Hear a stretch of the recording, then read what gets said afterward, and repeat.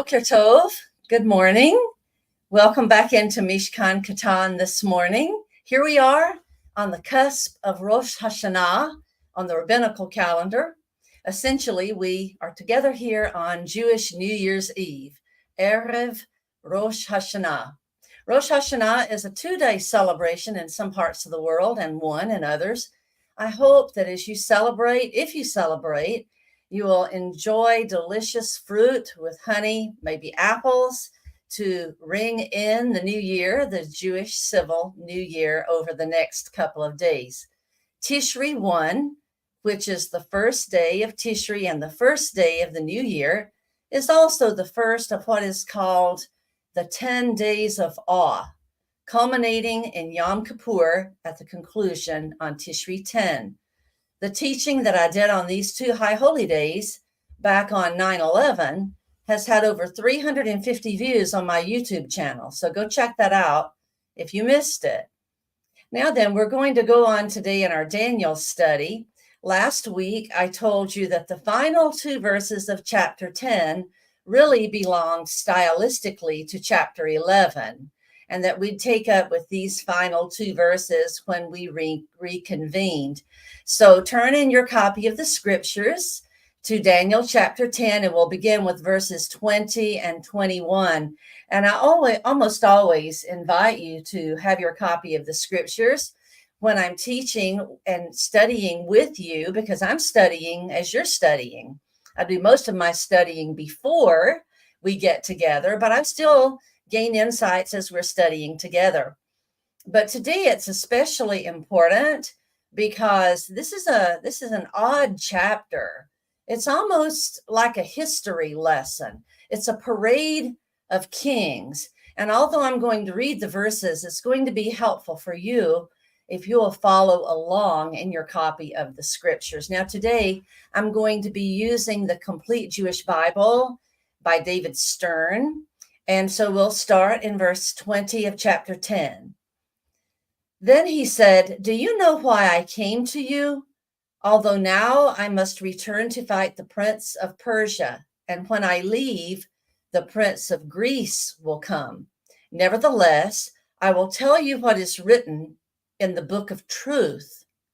There is no one standing with me against them, except Michael, your prince. However, I was already standing up to support and help Daryavish," that's Darius, "the Mede, in the first year of his reign. What I'm going to tell you now is true." Well, we wouldn't expect a heavenly messenger, an angel, to tell something other than the truth, would we? Have you ever heard of this book of truth that's referenced in these 2 verses? I'll admit it was not something I'd ever heard mentioned in sermons. This appears to be a heavenly book, perhaps one that records all true events, both past, present, and future. The angel is seeming to say that he will share from the contents of that book in order to be able to tell Daniel what will happen to the Jewish people in the end times. And as verse 2 of chapter 11 states, the angel's words will be true because they come from the book of truth, of course. Michael is mentioned again as the prince, the angelic guardian and warrior for the nation of Israel. And my goodness, wasn't he busy yesterday? Oh my goodness, if you're on this broadcast in real time, you know exactly what I'm talking about. I'm doing this live broadcast on October the 2nd on the Gregorian calendar, 2024.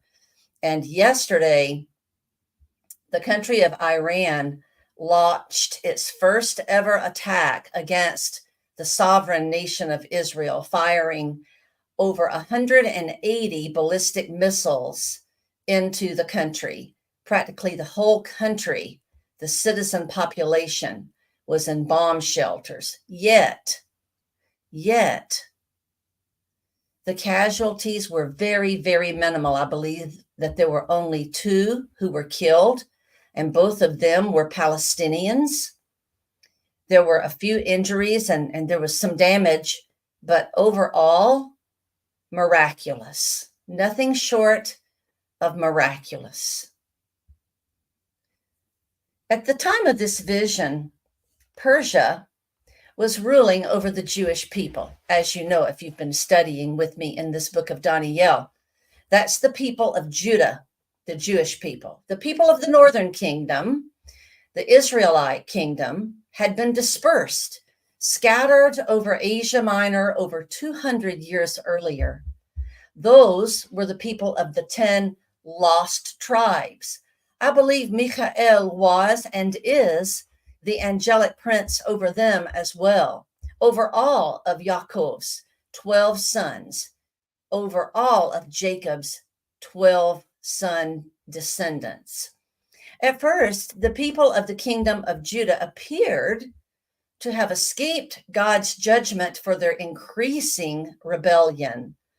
Under King Hezekiah, there was a brief period of revival because God had spared the southern kingdom of Judah from the Assyrians.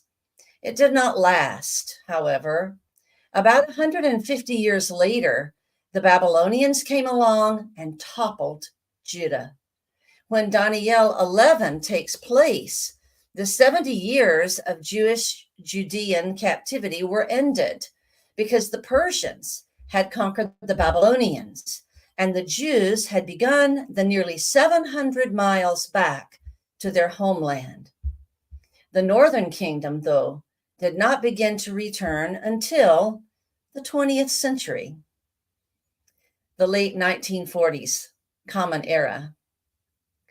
Daniel is about to hear from this messenger, this angel, about a parade of kings and their future exploits. This chapter, chapter 11, is sort of an expansion of chapter 8, which we studied a few weeks ago. It gives additional details which weren't included in the earlier chapter.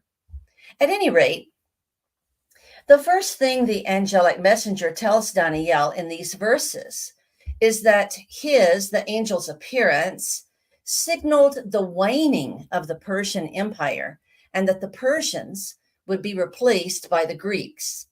The only one holding the Greeks back at that time was Michael, and soon to be this other powerful angel, the one speaking to Daniel.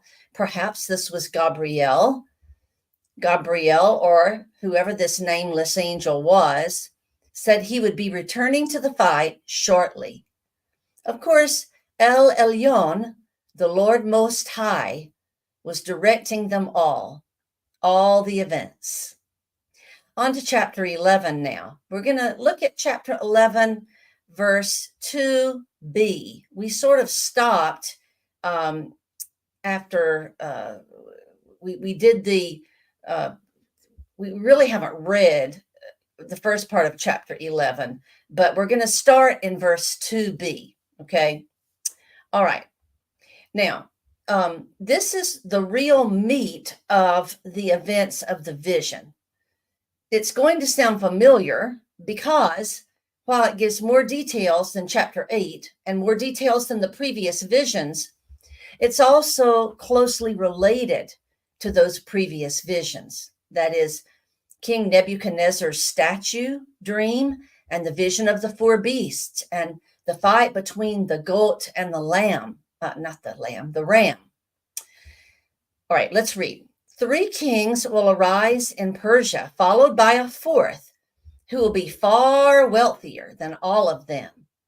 And when he has grown strong by means of his wealth, he will stir up everyone against the king of Greece. Marvelously, world history has shown that these prophecies have been fulfilled. When we look at world history during the last 500 or so years of the BCE period, who are these 3 kings then? They were Cambyses, Pseudo-Smyrtus, whose name cracks me up. Wouldn't you hate to be known as Pseudo-Smyrtus? It's horrible. And Darius the First, Hystaspes. Your guess is as good as mine. Hystaspes. I have no idea. These three ruled for a combined total of about 45 years. So none of them ruled a terribly long time. As to the identity of the fourth king, this would be none other than Xerxes I, also known by the title Ahasuerus or Achashverosh in the Hebrew. If you did the Esther study with me here at Mishkan Katan, then you will recognize that as the title used in that book for Esther's husband, the king. Achashverosh or Ahasuerus was a title, and there were about 3 of them in the Old Testament, 3 separate ones. Indeed, Xerxes I, this Ahasuerus, was an extremely wealthy king, ruling over a Persian empire at its zenith, with 127 provinces, an empire that stretched from Egypt to India, very vast. However, Ahasuerus, Xerxes I, became greedy. On the fringes of his empire, he became aware that the Greeks were beginning to flourish. He wanted to claim some of their wealth for himself. So, being the warrior and the conqueror he was, he invaded that kingdom. Although he captured Athens and held it for a little while, he was forced to retreat. Later, he attempted this a second time, but he was forced to retreat again. The Greeks became more and more powerful.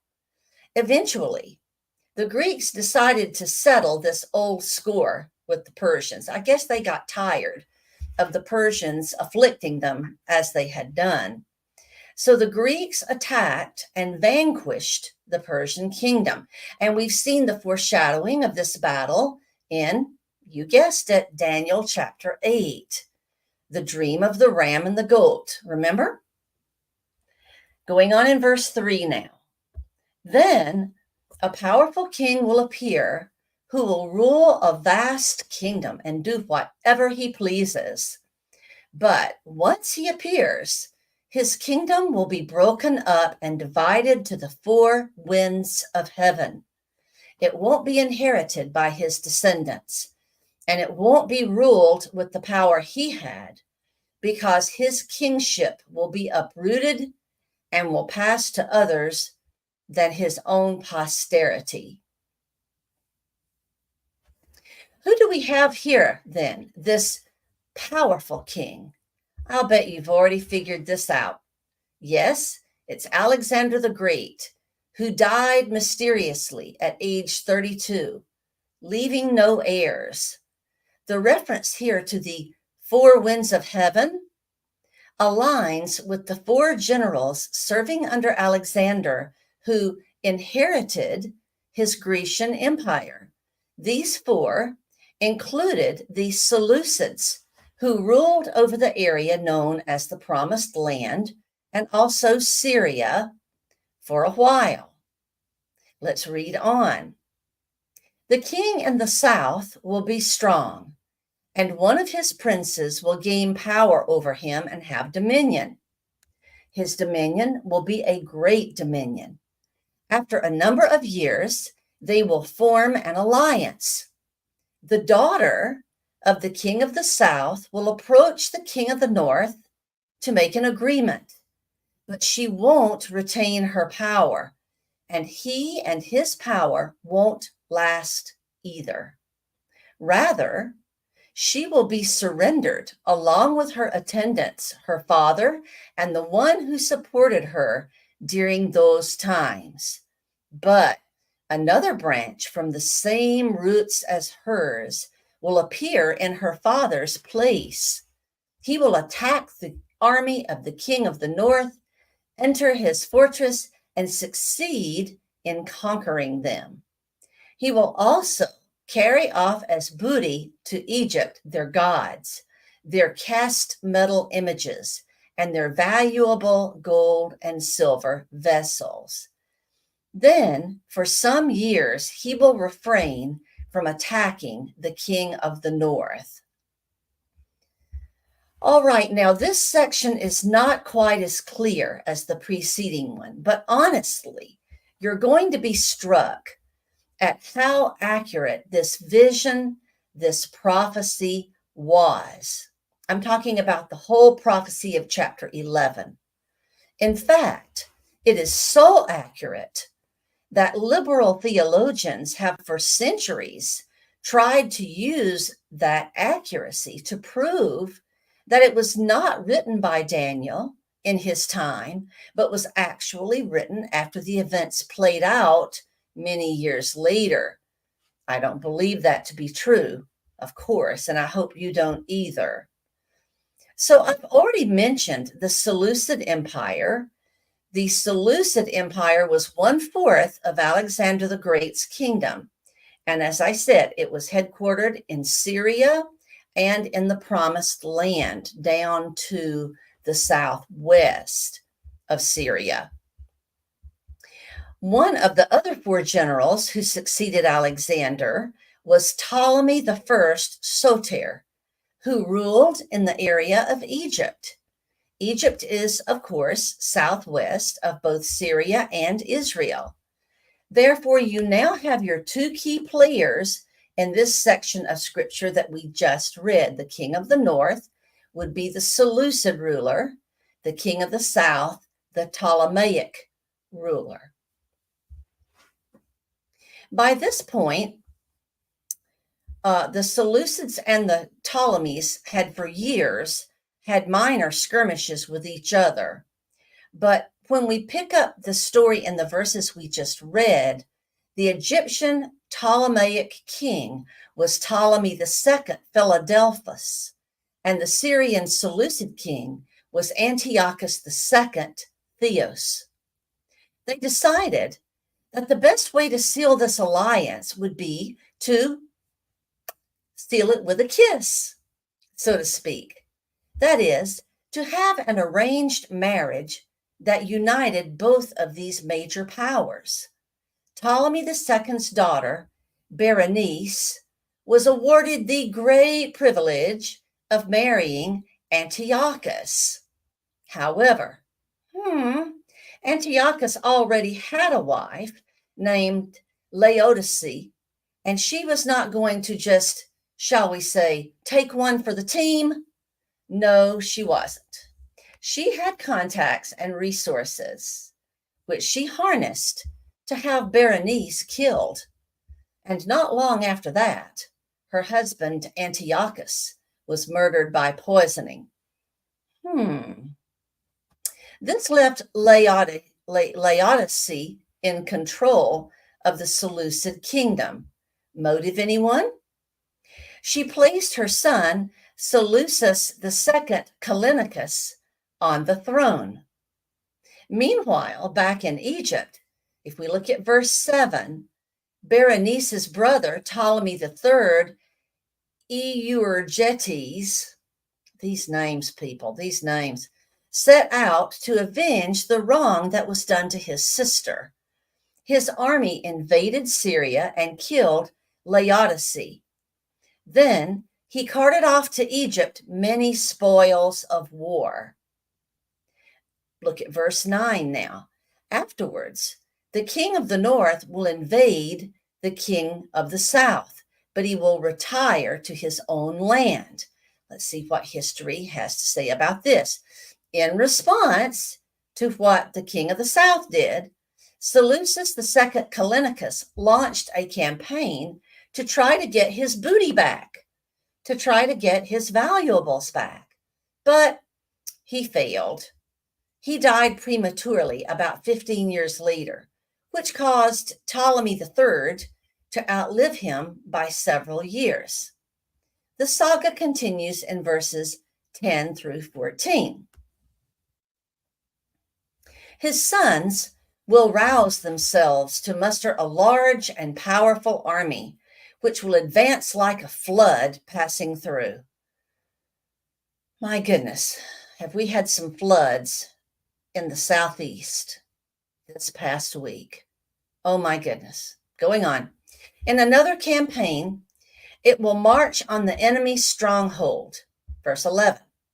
The king of the south, enraged, will set out to do battle with the king of the north, who in turn will muster a large army, but this army will be defeated by his enemy and carried off. The conqueror will grow proud as he slaughters tens of thousands, yet he will not prevail. Rather, the king of the north will again muster an army larger than the first one at the end of this period after a number of years. It will be a large, well-supplied army. Those will be times in which many will resist the king of the south, and the more violent ones among your own people will rebel in order to fulfill their vision, but they will fail. Succeeding Seleucus II Callinicus was his 18-year-old son named Seleucus III Soter. But this young man could not cut it in the eyes of his generals, so he was killed off by them. Afterwards, they placed his brother, Antiochus III, on the throne. It is this man who was described in verse 10. And Antiochus III, having seen what happened to his brother, decided he was not going to be a weakling. Far from it. By this time, verse 11, the Ptolemaic ruler was Ptolemy IV. He was attacked by Antiochus III, the king of the north, verse 13. And he was joined at this time by some pro-Seleucid Jews. However, Antiochus III and those pro-Seleucid Jews did not succeed against Ptolemy IV, king of the south. Let's look at verse 15 now and following. Then the king of the north will come, set up siege works, and capture a fortified city. The forces of the south will be insufficient defense. Even his elite troops will not be strong enough to resist. The invader will do as he pleases. No one will be able to withstand him. So he will establish himself in the land of glory, and he will have the power to destroy it. What do you think this land of glory is? I bet you can guess. Despite the failure of his previous campaign, Antiochus began to dig in the land of Judah. That's the land of glory, to establish siege works there, etc. Judea was now a willing partner in the Seleucid Empire. That is what is meant in verse 16 by the land of glory. He will, verse 17, reading on, he will determinedly advance with the full force of his kingdom, but he will make an agreement with the king of the south and give him a daughter in marriage. His object will be to destroy him, but the agreement will not last or work out in his favor. Next, in the category of it failed once, so let's try it again, the power players agreed to another political marriage between the kingdoms. This time it was a Seleucid treaty wife and princess named Cleopatra I, not the one you're probably thinking of. That Cleopatra came along about 150 years later. Cleo I was to marry Ptolemy V. The problem was Cleo I was already married and loved her husband. By now, it was around 200 years before the birth of Yeshua. Surprise, surprise, this marriage failed too. However, it was a diversion, because Antiochus III felt like he had bigger fish to fry. He had set his eyes on conquering the coastlands and islands of Greece. On to verse, excuse me, on to verses 18 and 19. I don't know what happened there. Next, he will put his attention on the coastlands and islands and capture many. But an army commander will put a stop to his outrages and cause his outrages to come back upon him. After this, he will put his attention on the strongholds in his land, but he will stumble, fall, and not be seen again. Just as these scriptures predicted, Antiochus III was not successful in his Aegean Islands campaign because the Romans, who were just getting started, joined with the Greeks of that area to repel Antiochus III's attack. Shortly thereafter, Antiochus III was killed. Have you noticed how many of these Seleucids particularly are murdered or die early deaths? It's bizarre. Antiochus III's son, Seleucus IV Philopator, took his place, and it's he that is spoken of in verse 20. Let's take a look. In his place, that's Antiochus III's place, will arise one who will send a tax collector through the glorious kingdom, but within a few days he will be broken, though neither in anger nor in battle. This king inherited a lot of war debt from his father, Antiochus III, and in order to mitigate those debts, he levied unreasonable taxes on the Jews, the people of Judea. However, after 9 years of intolerable taxation, this king was assassinated by one of his officials. Next on the scene came what the scriptures describe as a vile person, according to some translations. Verse 21 now.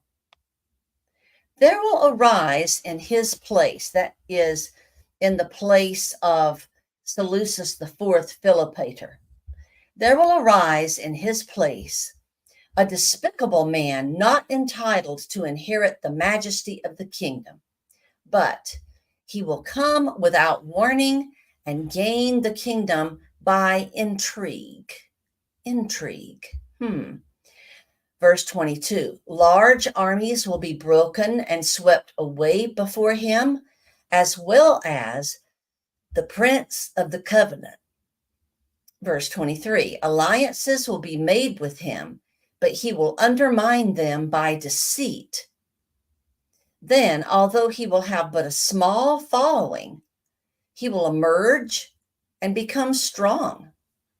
Without warning, he will assail the most powerful men in each province and do things his predecessors never did, either recently or in the distant past. He will reward them with plunder, spoil, and wealth while devising plots against their strongholds. But he'll only do this for a time. Now, the anti-hero spoken of in these verses is none other than Antiochus IV Epiphanes, whom you were introduced to in our study back in chapter 8. He was known as the Little Horn. Let's look at those verses 23 through 25 of chapter 8 again, because they give us more information about Antiochus IV Epiphanes. Now, toward the end of their reign, when the measure of transgressions is completed, a stern-faced king, a master of intrigue, will arise. There's that word intrigue again. He will be crafty and smart, duplicitous, and he will essentially steal the throne. Verse 24, his power will be mighty, but it will not be by his strength alone. He will cause extraordinary devastation and succeed in whatever he does. He will destroy both the powerful and the holy people. By his cunning, he will cause deceit to prosper under his hand, and he will consider himself superior. He will destroy many, taking them unaware. He will even stand up against the prince of princes, yet he will be broken, but not by human hands. Now, history records that Antiochus IV began his ignominious career by usurping the throne of his young nephew. Thus, the reference in Daniel 8:23 and Daniel 11:21 means he was a master of intrigue. Not long after Antiochus IV took power, the Egyptians, the Ptolemies, decided to poke the bear. It was not a good decision on their part. Poking a bear generally is not a good decision. I'm sure you would agree. In response, Antiochus IV dove down into Egypt and thoroughly plowed them down. And we're told this in verse 22 of chapter 11. On his way back north, he went through Judea, where he removed the Prince of the Covenant. Who would that have been, you might ask, this Prince of the Covenant? Well, it was the high priest at the time, whose name was Onias III, a very shrewd politician who had been sort of a communist. He had redistributed the wealth and was very loved by the lower classes. Antiochus meddled further in the Jews' religious affairs by auctioning off the office of high priest to the highest bidder. If you can imagine such a thing, such blasphemy. Well, things rocked on with little love lost between the Jews and Antiochus IV, as you might imagine. There was also little love lost between the Seleucids and the Ptolemaics.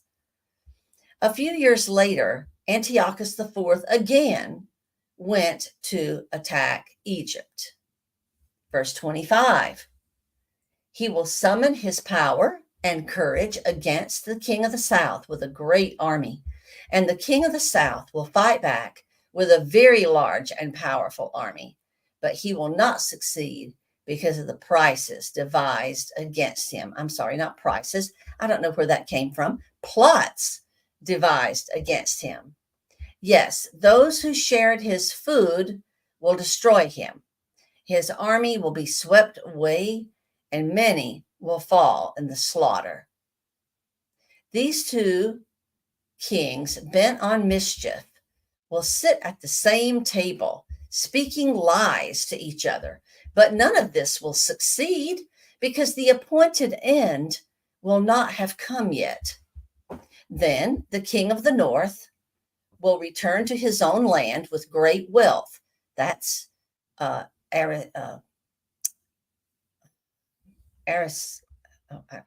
Antiochus. Goodness, I was trying to say Aristotle. Antiochus IV Epiphanes.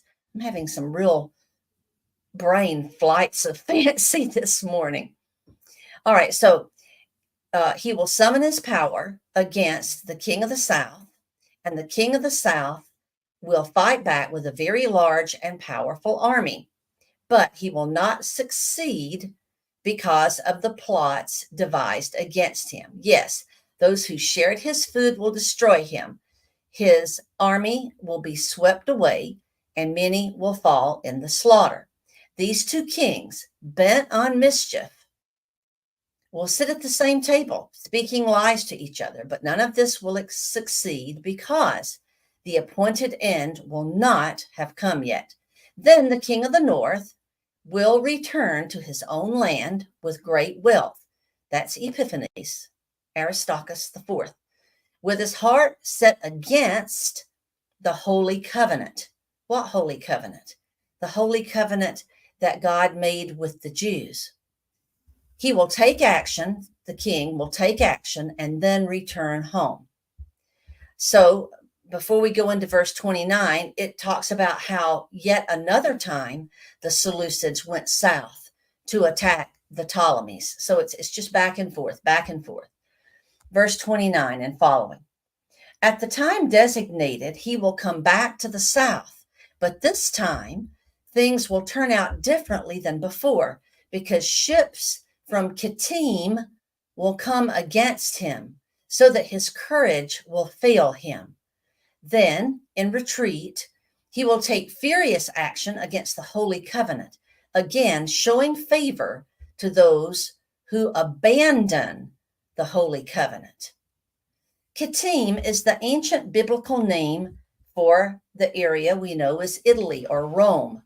Unbeknownst to Aristarchus IV, there was a contingent of soldiers from Rome, which the Egyptians had in their back pocket, you might say. Thoroughly cowed in realizing that he was outmanned, Aristarchus IV Epiphanes turned tail and retreated to the north. This time, when he journeyed through Judea, he was angry, he was humiliated, and he took his bad feelings out on the people there. Let's read about what happened. Very tragic. Verse 31 through 35. Armed forces will come at his order and profane the sanctuary and the fortress. They will abolish the daily burnt offering and set up the abomination that causes desolation. Those who act wickedly against the covenant, he will corrupt with his blandishments, but the people who know their God will stand firm and prevail. Those among the people who have discernment will cause the rest of the people to understand what is happening. Nevertheless, for a while, they will fall victim to sword, fire, exile, and pillage. When they stumble, they will receive a little help, although many who join them will be insincere. Even some of those with discernment will stumble, so that some of them will be refined, purified, and cleansed for an end yet to come at the designated time. Wow. Verses 33 through 35, you could almost apply to the Tzaddikim today, could you not? To the righteous ones today. All right. After all the years of battle and hatred in Antiochus IV's life, it had begun to affect his mind and heart, or perhaps he was just this way from the beginning.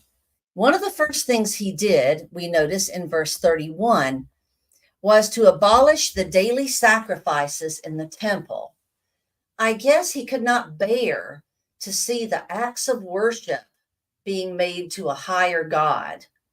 Selfishness and extreme ego are certainly antithetical to sacrifice.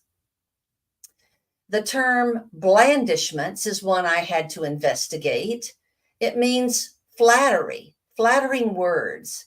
Antiochus IV found himself some Hellenized, secular Jews in Judah who were backslidden and therefore susceptible to his flatteries. The extra-biblical book of First Maccabees states that these Jews of a sort banded together with him, and as verse 32 states, they were a Torah, which means against Torah, without Torah. These were Jews in name only.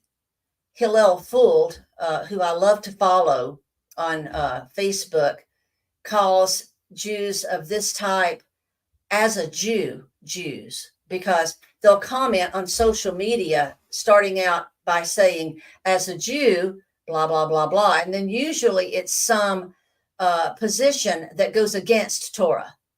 because they're secular. They don't obey the commandments. They just are Jews in name only. Many liberal Jews today fall into this category. The enemy of souls has used the technique of infiltration. He did it through Antiochus IV, and he uses this technique today. Infiltration. If Hasatan, the Satan, cannot defeat us outright, he will infiltrate and attempt victory through an inside job, you might say. This is what happened in Ezra chapter 4, for example. These Hellenized Jews, these Greek-like Jews, stood in stark contrast to the true people of God, who still had discernment about the evil, disgusting actions of Antiochus IV concerning the temple. The Zadokim, the righteous ones, knew their God, and therefore they were unswayed by the evil one's flatteries. According to Josephus and other historians, this madman conquered Jerusalem, looted it, and killed thousands, over 80,000, if you'll remember from my recent teaching on Daniel 8. Antiochus IV was a true psychopath. I believe he was demon possessed. The most egregious things he did were, 1, to attempt to persuade the Jews to not circumcise their sons, and 2, sacrificing pigs on the holy altar, which Yeshua, Jesus, referred to as, quote, the abomination of desolation, end quote.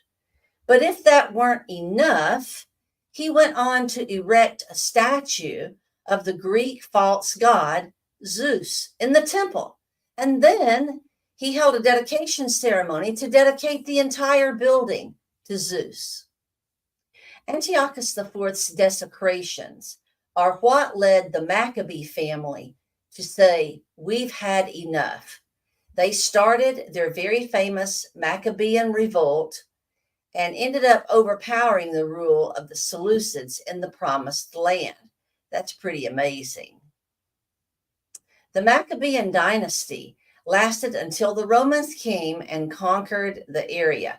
But the biggest outcome of the war, called the Maccabean Revolt, was that the temple was reclaimed and thoroughly purified. In Daniel's day, of course, the prophecy about Antiochus IV and his forerunners was in the future. He likely did not realize that this prophecy would have a dual fulfillment. It was fulfilled in the years before Mashiach came, and it will have a second fulfillment. The last verses of this chapter are particularly about the false Messiah, and that will be a fulfillment in the future. But the false Messiah will act and behave very much like Antiochus IV did. Antiochus IV was a forerunner, a type of the false Messiah. We studied this in Daniel chapter 8 a little bit. Now, verse 35 is an interesting verse. Sadly, in the body of Yeshua, some of us have the idea that Tzaddikim never stumble, or as the Hebrew word in verse 35 puts it, totter. You ever seen something totter, like a newborn calf is unstable on its new little legs and it totters? The poet Robert Frost used that verbal picture in one of his poems. He totters. It's the poem Pasture Spring. Hat tip to Miss Marcia Halford, my high school English teacher. Very excellent. This is the process of sanctification, or of refining us in our spiritual walk. We should expect that tests and challenges will come, and then allow the Ruach HaKodesh, the Holy Spirit, to flame up within us so that we triumph in Him. Remember that Philippians 4:13 encourages us that we can do all things through our Mashiach, through our Messiah, Yeshua, who gives us the strength to do them. That is supernatural strength. Perhaps you can think of a recent trial that the Ruach HaKodesh used to draw you closer to Father Yahweh, or that was used to help you root out some bad habits, or to become more like the example given to us by our Mashiach, Yeshua. Personally, I'm going through one of those currently and have been since the very beginning of the summer. I can tell you that what Hasatan has meant for a curse to take me off the shelf, our loving, divine, majestic mystery has used to refine me. I'm grateful for that, despite the extreme pain that has been involved. And I give all the glory to our Elohim. The following verses in chapter 11 pertain to that still future false Messiah to come. The history lesson of chapter 11, as far as we're concerned, has now ended. And we are now moving into the portion that is still for us, prophecy. So we will be making some conjectures here, as these future events are not as clear. Let's read together verses 36 through, let's just read all the way to the end of the chapter, several verses, but let's just read them. All right, here we go. The king will do as he pleases. That's the second time we've seen that, isn't it? The king acts in rebellion to God, and he does it my way, right? Hideous song by Frank Sinatra. All right, let me start over. I got distracted. The king will do as he pleases. He will exalt himself and consider himself greater than any god. And he will utter monstrous blasphemies against the God of gods.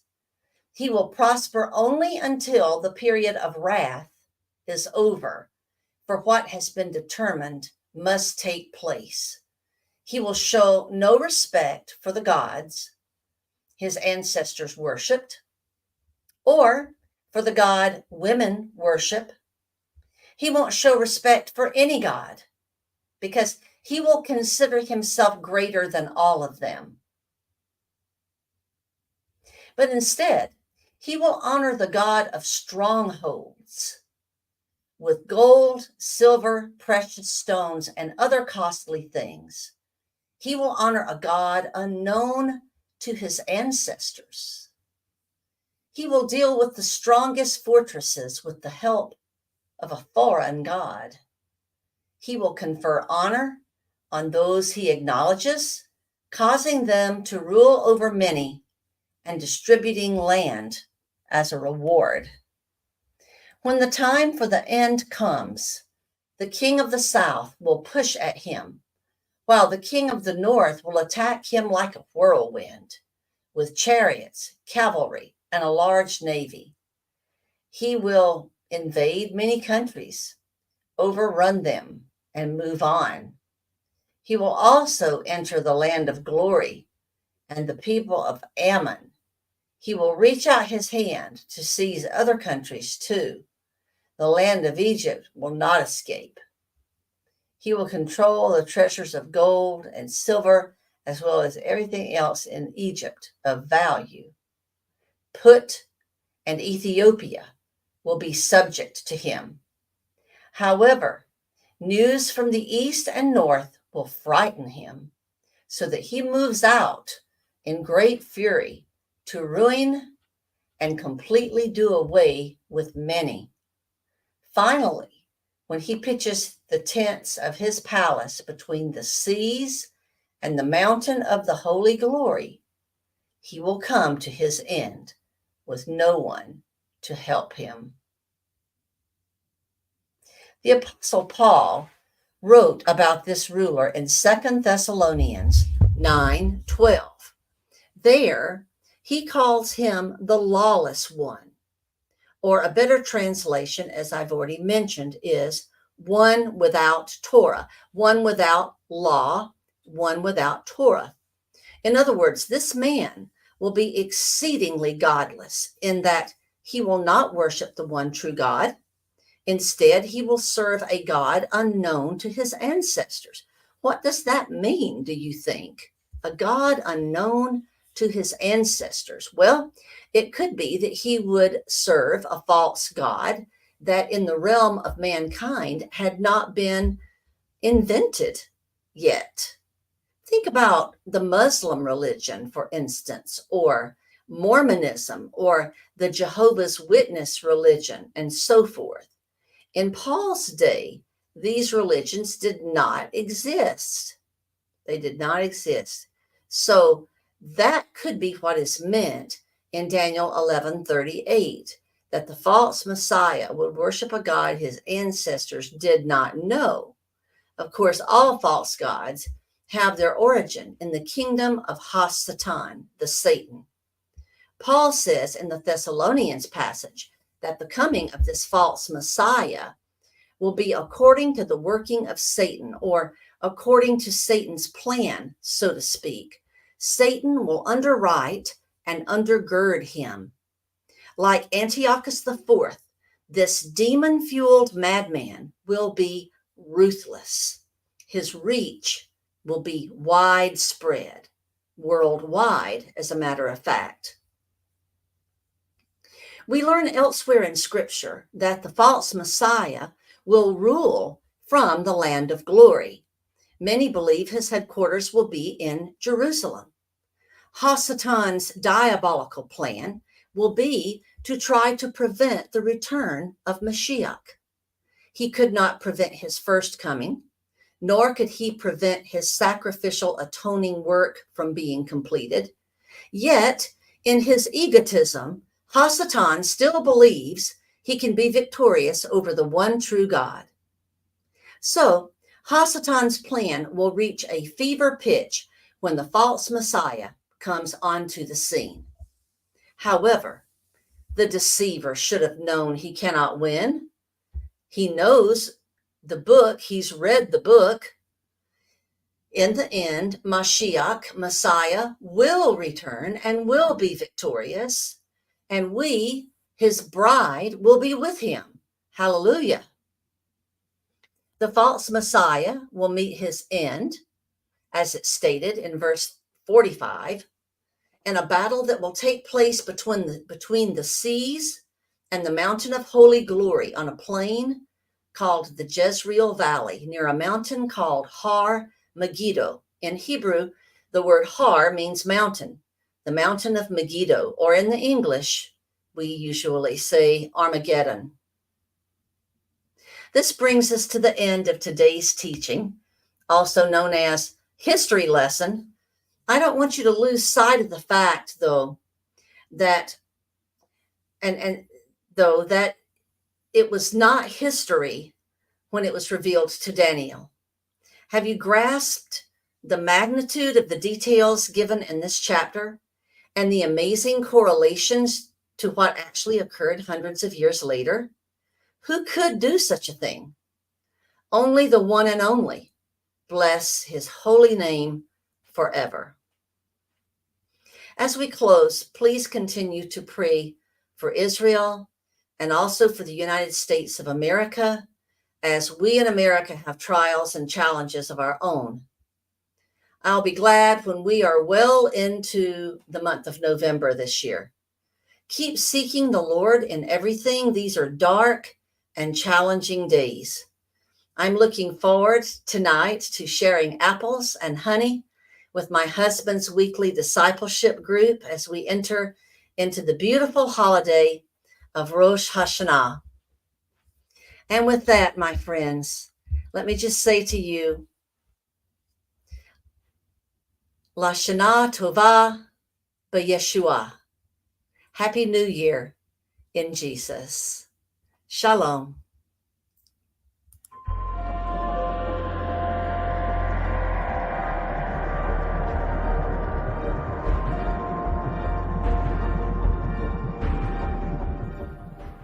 If you missed today's show or want to watch it again, or want to tell someone where they can watch this episode, go to lamnetwork.tv where you will find the show and all the other live Lamb Show archives in the on-demand section of the website. Thank you for watching, and don't forget to tell someone about the Messianic Lamb Network.